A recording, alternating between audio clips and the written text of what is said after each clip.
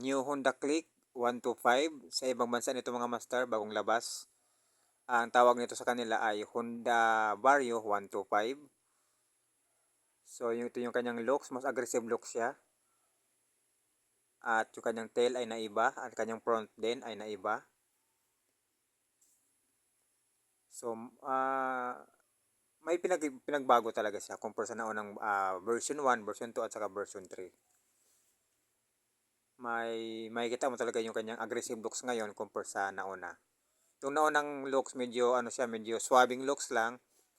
Pero ito aggressive looks naman siya.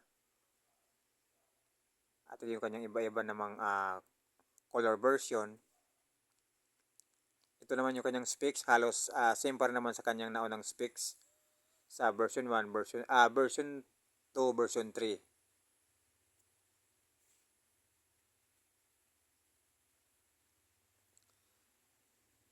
At ang kagandahan nito mga master ay ah, yung gas consumption, yung pag maintenance mo nito, kung alam mo na yung naunang version, ay halos same pa rin naman ito. Kumbaga hindi ka na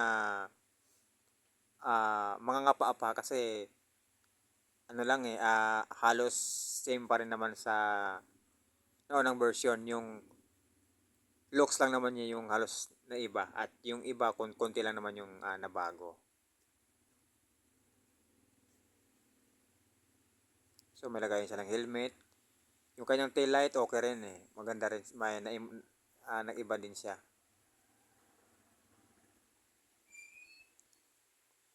So ayan, so palit new version na ba, o tsaga-tsaga muna sa naging old version nito? So yan mga master.